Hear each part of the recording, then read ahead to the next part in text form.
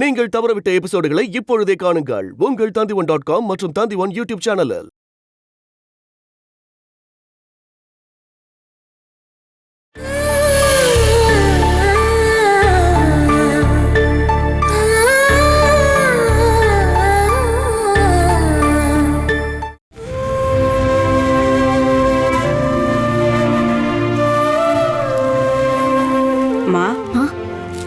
வந்தவங்க போயிட்டாங்களா பொண்ணம்மா?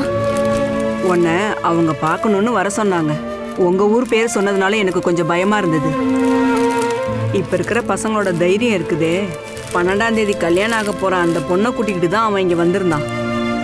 அவங்க 2 பேருக்கும் நல்ல பொருத்தம். கல்யாண பொண்ணு மாப்பிள்ளன்னு அப்படின்னு எனக்கு தெரிஞ்சிருந்தா நான் மறைஞ்சிருந்தாவது அவங்கள பார்த்திருப்பேன். பாரு, உன் அண்ணன் கொடுத்து விட்ட பார்சல் தாமா இது. எங்க கிட்ட அனில் அப்படிதாமா சொன்னான். அவன் இப்ப வரைக்கும் நேர்ல பார்க்காத தங்கச்சிக்காக தான் இது கொடுத்து விட்டதா அவன் சொன்னான். பாரு, உன்னோட அண்ணன் கொடுத்ததா நினைச்சு வாங்கிக்கோமா. நான் ரொம்பவே ஆசையா இருந்தம்மா. என்னுடைய அண்ணன் என்னை வந்து பார்த்துட்டு போயிருக்கலாமேன்னு.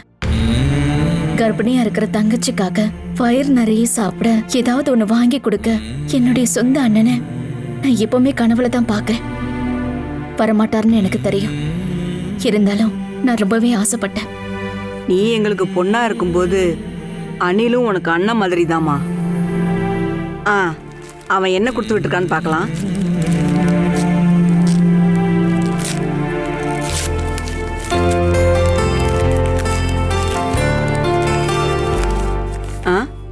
பாரு, குங்குமப்பூ. இந்தா, அனில் உனக்கு நல்ல சத்தான பொருள் தாமா வாங்கி அனுப்பியிருக்கான். நான் இது வரைக்கும் பார்க்காத என் கூட பிறந்த அண்ணன் எனக்காக இதெல்லாம் கொடுத்து விட்டுருக்காருன்னு நினைக்கும் போது என் கூட பிறந்தவரை பத்தி தான் நான் இப்ப நினைச்சு பாக்குறேன். என்னை திரும்பி பார்க்க கூட நேரம் இல்லாத அவங்கெல்லாம் ரத்த சொந்தமாமா. ஹரி டீ குடிச்சிட்டு இருக்கும் போது சொன்னாமா, அவன் தங்கச்சி போடுற டீ மாதிரியே இருந்துச்சுன்னு சொன்னான். அம்மா, இப்போ நீங்க என்ன பேர் சொன்னீங்க? ஹரி. அவங்க ஃபேமிலியை பத்தி சொல்லும் போதுதான் யாருன்னு தெரிஞ்சது. என்ன ஃபேமிலி பேரு? ஜெயச்சந்திரன் ஃபேமிலி. ஹரி என்ன?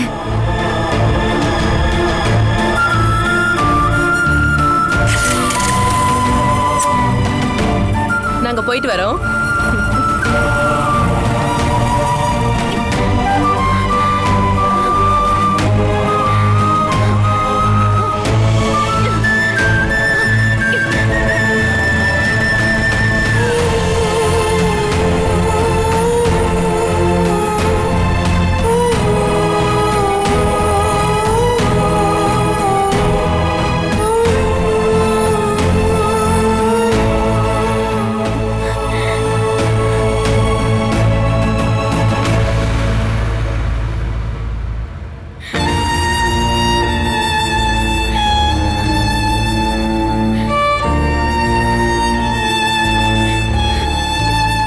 என்ன நடந்ததுன்னு எனக்கு சரியா தெரியல. ஹரிங்கிற பேரையும் ஜெயச்சந்திரங்கிற பேரை சொன்ன உடனே அவ வெளியே ஓடியாந்துட்டா.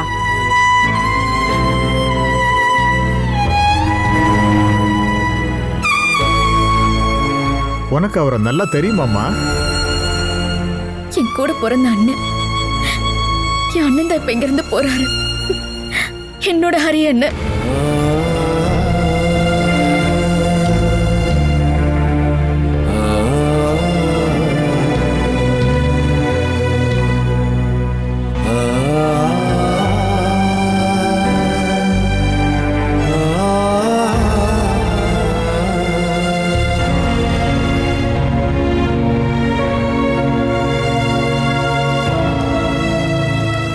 டாக்டர், மதியானத்துலேருந்து நான் உங்களுக்கு கால் பண்ணிட்டு இருக்கேன்.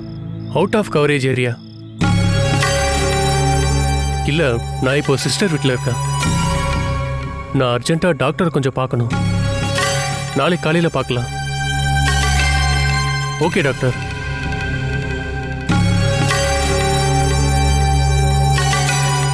என்ன சூரஜ், என்ன பிரச்சனை? சமிலியோட பிரச்சனை தான். இந்த நிலைமையில ரொம்பவே அட்ஜஸ்ட் பண்ணி தான் நான் அங்கே தங்கியிருக்கேன். இத்தனை நாளா நான் தான் அவன் பையனோட சாவுக்கு காரணம் சொல்லிட்டு இருந்தேன். இப்போ அவன் என்ன டிமாண்ட் வைக்கிறானா, இந்த வீட்டை விட்டு வேற வீட்டுக்கு போகணுமா? எங்க போவீங்க? இப்போ வரைக்கும் உங்க உடம்பு முழுசா குணமாகல. சமையலையும் எந்த நேரத்துலயும் அப்நார்மல் ஆகலாம். இந்த கிரிட்டிக்கலான சுச்சுவேஷன்ல வேற வீட்டுக்கு போய் என்ன பண்ணுவீங்க? போகணும்னு சொல்லி அவ தான் முடிவு எடுத்திருக்கா. நான் அதுக்கு ஆதரவா பதில் சொல்லலைங்கிறது தான் பிரச்சனையே. சமேலி டக்குன்னு இந்த மாதிரி சொல்றதுக்கு வேற ஏதாவது காரணம் இருக்கா? பிரீத்தியை ஹாஸ்பிட்டல் அட்மிட் பண்ண அன்னைக்கு நீங்க அந்த விஷயத்த ஃபோன் பண்ணி அம்மா கிட்ட சொன்னீங்கல்ல, ம். அது சமேலிக்கு தெரிஞ்சு போச்சு. 2 மணி நேரமா அவ அம்மாவை ரூம்ல வச்சு பூட்டி வச்சுட்டா. எல்லாரும் அப்போ சமேலி மேல கோவப்படுவாங்க. அதை சாக்க வச்சு நாம வீட்டை விட்டு வெளியே போயிடலான்னு அவ பிளான் பண்ணியிருக்கா. ஆனா அது எல்லாமே வீணா போயிடுச்சு. இப்ப சமேலி என்ன சொல்றான்னா, அவ வயித்துல வளர்ற குழந்தைய கொல்ல அம்மாவும் அப்பாவும் பிளான் பண்றாங்கன்னு சொல்றா. சமேலி பாத்தீங்கன்னா ரொம்ப சூப்பரா அந்த பிளானை ரெடி பண்ணியிருக்காங்க. அதாவது உங்களை எப்படியாவது அந்த வீட்டில இருந்து வெளியே கொண்டு வரணும். இப்போ உங்க குழந்தை தான் சமேலிக்கு இருக்கிற துருப்புச்சீட்டு. அதை வச்சு உங்களை எங்க வேணாலும் கூட்டிட்டு போலான்னு சமேலிக்கு நல்லாவே தெரியும். நான் இப்ப என்னதான் பண்றது? எந்த முடிவுமே என்னால எடுக்க முடியல. இவ்ளோ நேரம் சத்தம் போட்டுட்டு இப்பதான் அவன் தூங்குனான். நான் கொஞ்சம் திரும்பி பார்த்தா நீங்க 2 பேரும் காணோம். என்ன பேசிட்டு இருக்கீங்க? சாப்பிட வேண்டாமா?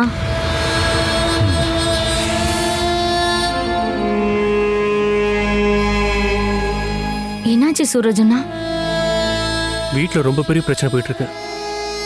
இங்க இருந்து எங்கேயாவது ஓடி போயிடலான்னு சில சமயம் தோணுது. சமேலிக்கு அந்த வீட்டை விட்டு வேற வீட்டுக்கு போகணுமா? எதுக்கு வேற வீட்டுக்கு போய் என்ன பண்ண போறா?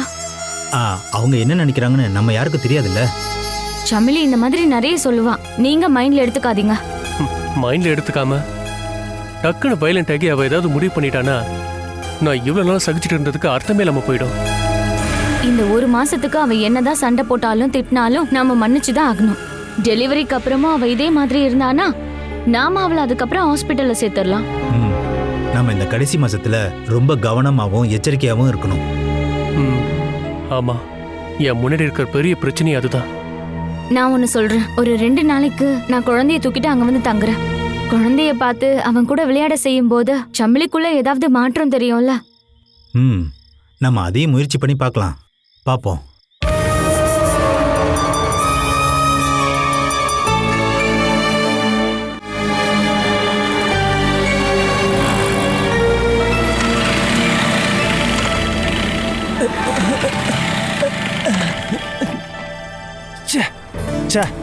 கடுப்பா இருக்கு. எங்கேயாவது அர்ஜென்ட்டா போகும்போது தான் வண்டி ரிப்பேர் ஆகி தொலைது. நான் இப்போ என்ன பண்றது? முன்னெல்லாம் 50 ரூபாய்க்கு பெட்ரோல் அடிச்சா 2 நாளைக்கு வண்டி ஓடும். ஆனா இப்போ 3 மணி நேரத்துல தீர்ந்து போயிடுது. அண்ணா என்னாச்சு? வண்டி ஸ்டார்ட் ஆக மாட்டேங்குது. அப்படியா? சரி.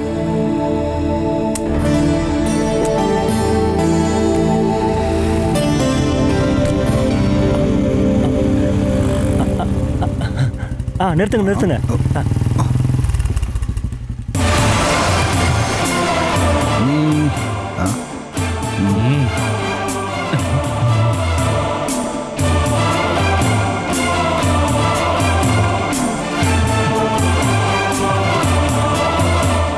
இப்ப எதுக்குடா வண்டி நிறுத்தின? நான் ஆளை மாத்தி கையை நீட்டிட்டேன். அதுவும் நல்லதா போச்சு. நானே ஒன்னு பார்க்கலாம்னு நினைச்சிட்டு இருந்தேன். என்னையா? அந்த வாடகை என்கிட்ட கொடுக்கணும்னு நினைச்சீங்கன்னா அது எனக்கு வேண்டாம். பாரு, இவர் கொடுக்கறது ஒன்னொன்னு நீ வேண்டாம்னு சொல்லிக்கிட்டு இருந்தா அப்புறம் மீதி வைக்கிறதுக்கு உனக்கு ஒண்ணுமே இருக்காதியா. நாங்க குடியிருந்த அந்த வாடகை வீட்டுல இப்ப வேற யார் குடியிருக்காங்க?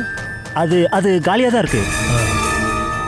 என் பொண்டாட்டி கொஞ்ச நாளைக்கு முன்னாடி உன்னை ஏதாவது பார்க்க வந்தாளா? அவங்க எதுக்கு என்ன பார்க்க வரணும்?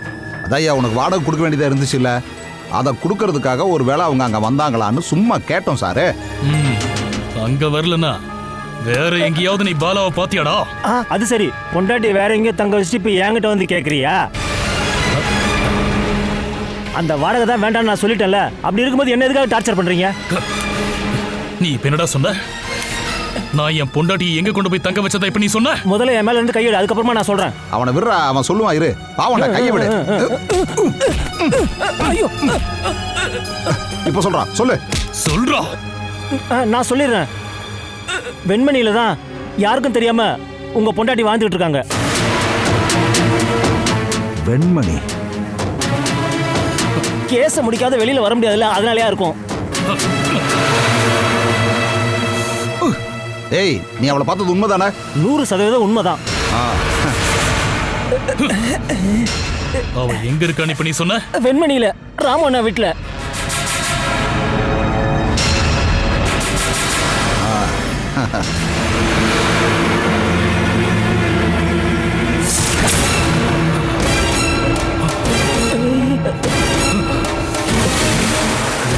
ஐயோ அம்மா.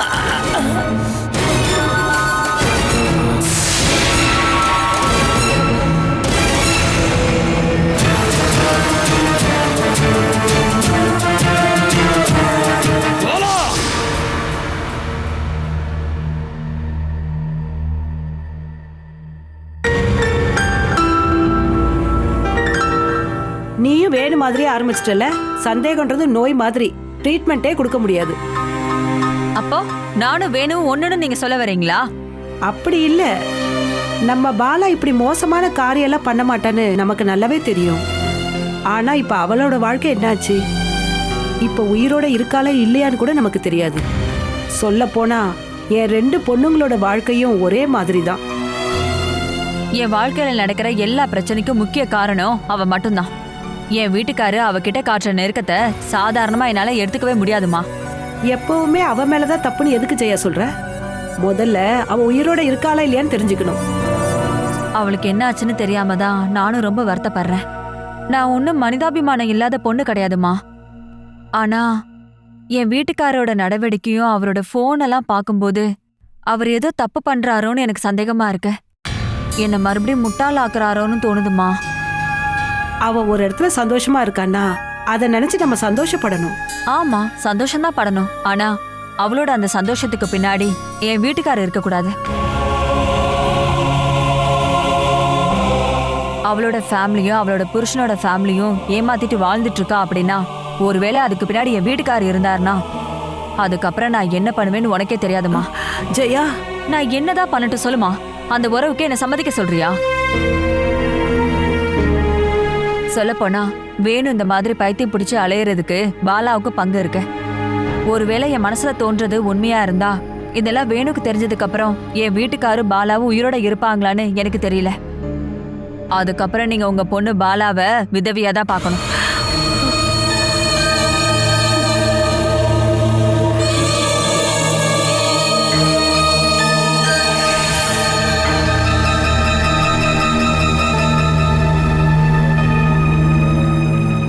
இப்படி ஒரே இடத்துல நிக்காம அந்த பக்கம் இந்த பக்கம் நடங்க நீ.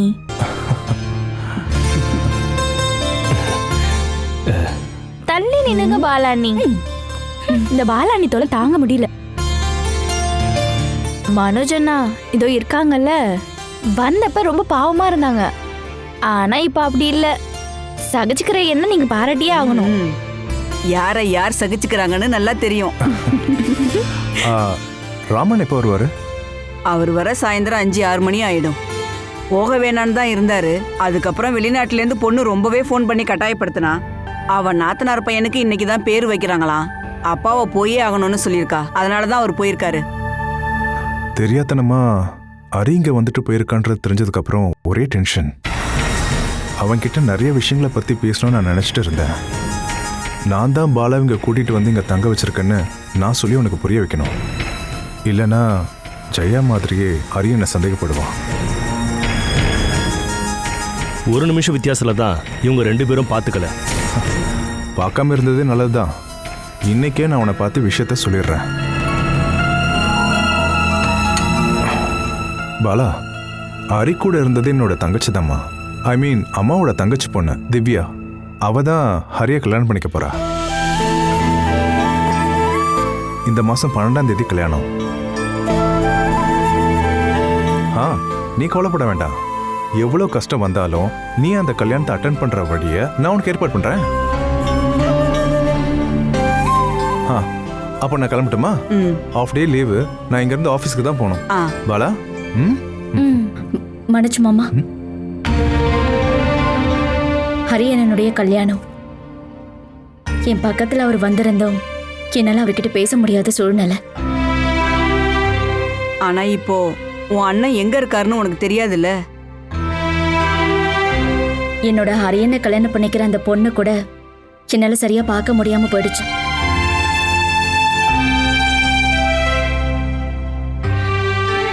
மனோஜ் மாமா, நான் நான் ஹரி அண்ணனுடைய கல்யாணத்தை பார்க்கணும். சொல்லிட்டல, வேணுக்கு தெரியாம உன்னை நாங்க எப்படி கூட்டிட்டு போறோம்னு நான் யோசனை பண்றேன். நீ அமைதியா இருமா, கல்யாணத்தை நீ கண்டிப்பா பாப்ப.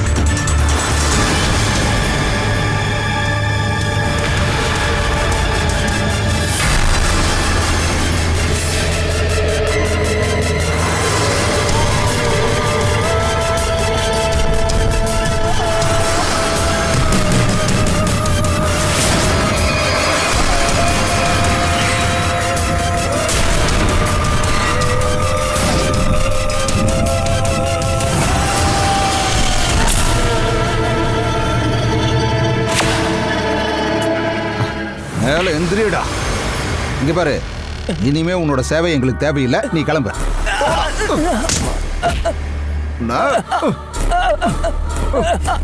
போதுமா? இன்னும் வேணுமா? நீ கிளம்பு.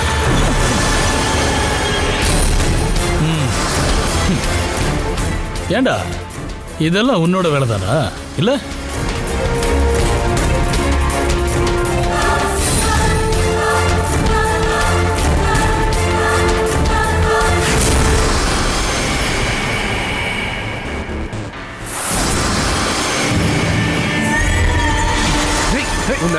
என்ன பண்ற பாரு.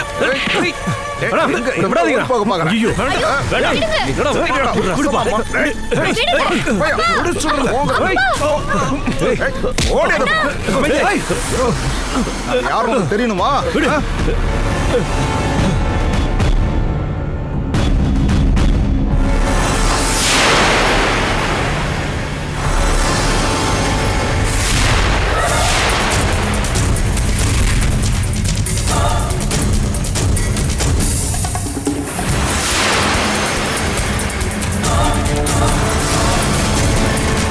நான் தான் சொன்னேன்லடே, உன்னால எங்கேயும் தப்பிச்சு போக முடியாதுன்னு.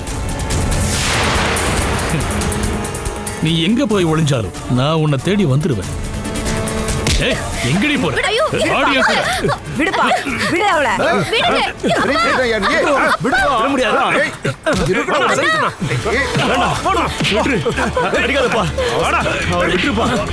மனோஜ்,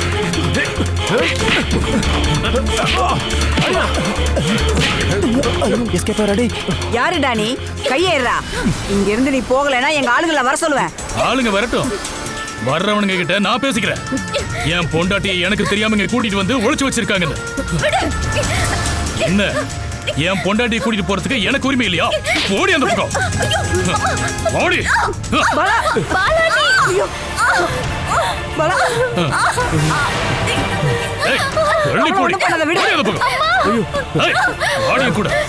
வண்டியில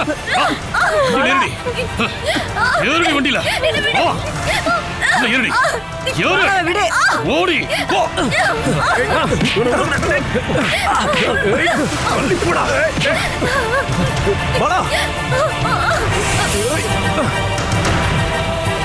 ஏய் ஏய் அவனுக்கு ஓட பக்கம் ஓடா ஏய் ஐயோட வேற கூட ஓடா ஏய் ஐயோடா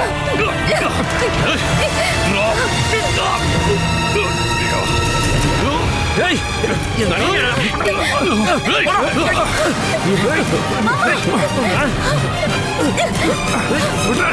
விடு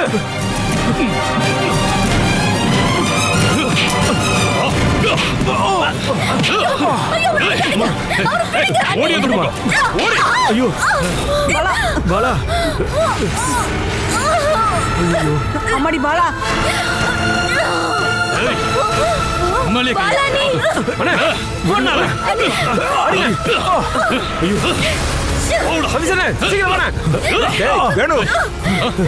அடிச்சு கொள்றா அவனை.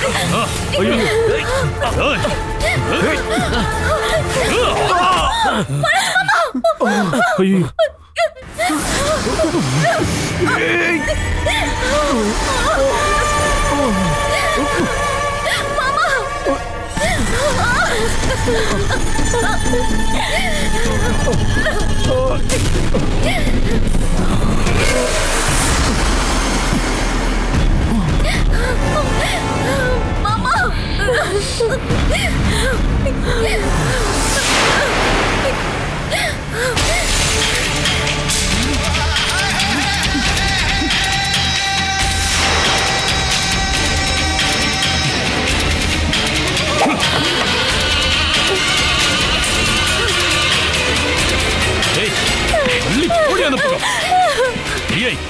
ஆடிய கூட ஆடி ஆடி அந்த வண்டியில் ஏறி ஆடி ஆடி நான் யாருன்னு நீ காட்டுறேன் உனக்கு ஏறி வண்டியில் ஏறி உள்ள தூக்கி போறா ஏறி ஓடி உட்காரு தம்பி அழிப்படு வண்டியரா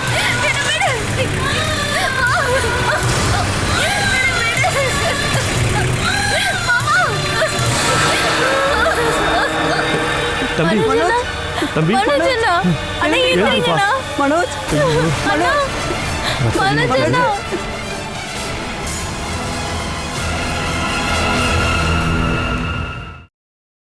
Catch us on TV, Tandivan.com, Facebook and YouTube.